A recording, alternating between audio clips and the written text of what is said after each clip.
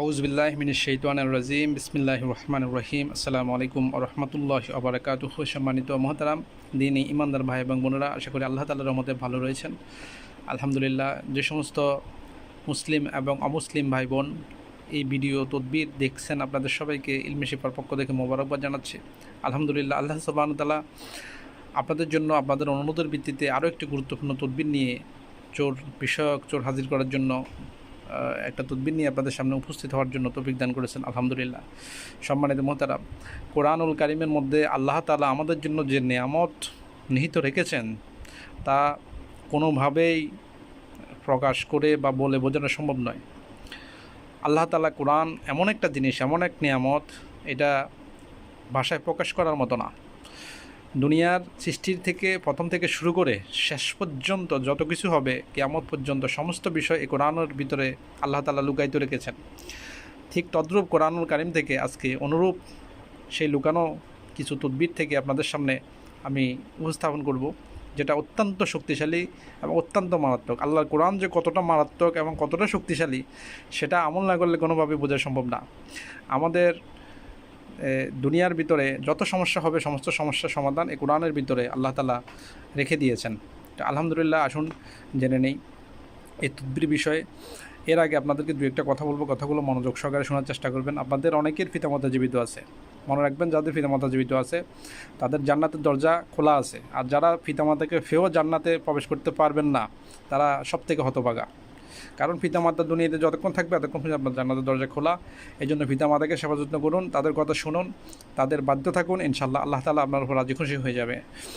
আর ইলমে শিফা এই চ্যানেলটি আপনাদের জন্যই খোলা। আপনারা এই চ্যানেলটি সাবস্ক্রাইব করবেন। এখানে আপনাদের জন্য কেউ জাদু করলে কীভাবে জাদু কাটবেন, কেউ সালা দিলে আপনাদের উপর কীভাবে চালান কাটবেন, কীভাবে আসর সংক্রান্ত চিকিৎসা করবেন, কিভাবে জিন তাড়াবেন, কোরআনের কোন আয়াত দিয়ে কী করবেন, এছাড়াও স্বামী স্ত্রীর মিলমেশের জন্য বিভিন্ন ধরনের তদবির, মগার সে আমি অনেক ধরনের শাস্ত্রের তদবির আমি আপনাদের দিয়েছি। এই তদবিরগুলো নিয়মিতভাবে দেখবেন। যারা হাজিরাত করতে চান, মোয়াক্কেল হাজির করতে চান, তান্ত্রিকতা করতে চান, তাদের জন্য আমল দেওয়া আছে।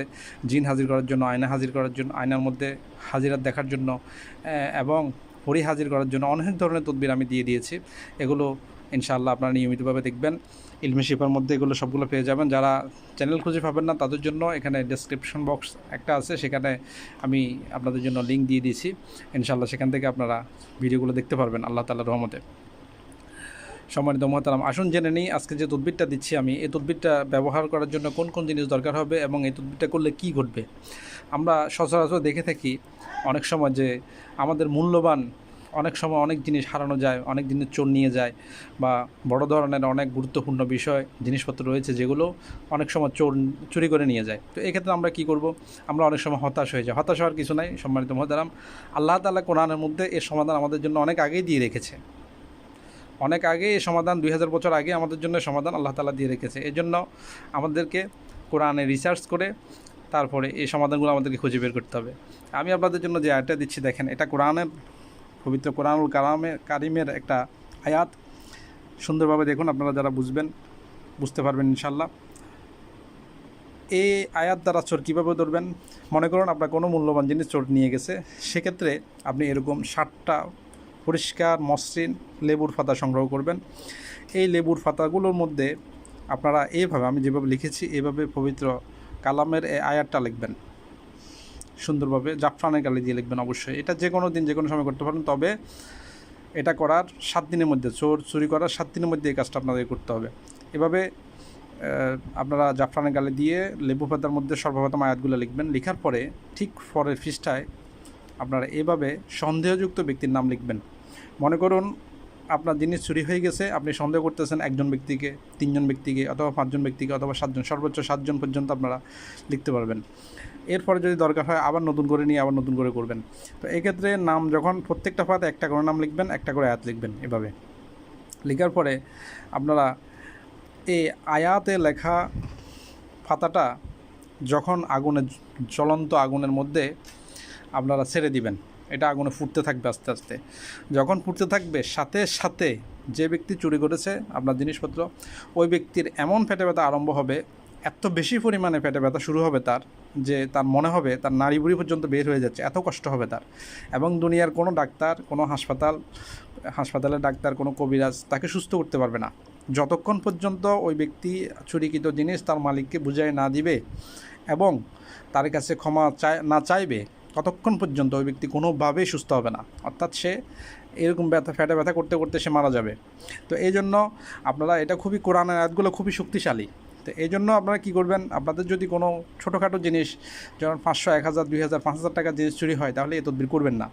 বড় কোনো জিনিস, শখের কোনো বস্তু, 1000 লাখ টাকা দামের এ ধরনের মূল্যবান কোনো বস্তু হলে, স্বর্ণ, মূল্যবান কোনো টাকা পয়সা, এ ধরনের কোনো কিছু হলে সেক্ষেত্রে তদবিরটা করবেন। কারণ ছোটোখাটো তদবিরের জন্য আপনারা এই তদবির যখন ব্যবহার করে ফেলবেন, তখন ওই ব্যক্তি তার যদি কোনো কারণে মারা যায়, এটার জন্য আপনি দায়ী হয়ে যাবেন।